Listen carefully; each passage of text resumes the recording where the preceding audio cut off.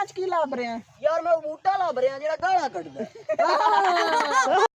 जी sir.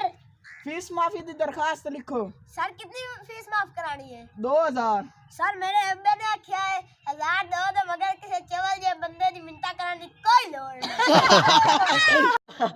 काले ने OT तू मार खा ली ओ क्यों ओटी पुछया नदी नाले कित्थों निकलदे आंदे नदियां दे ते पता नहीं नाले मेरे प्यो दी सलवार चों निकलदे भाईजान क्या हाल है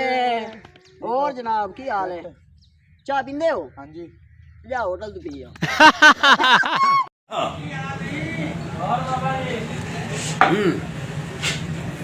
करो शुरू जी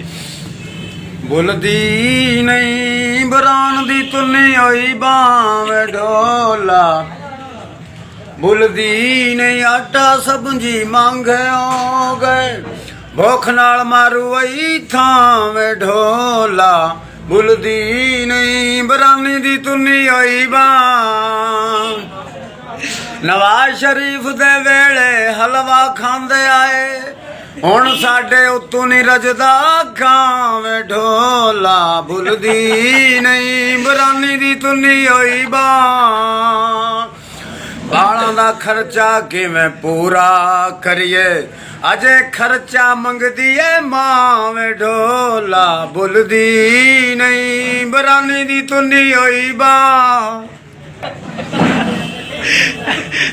रुस्तम वाह।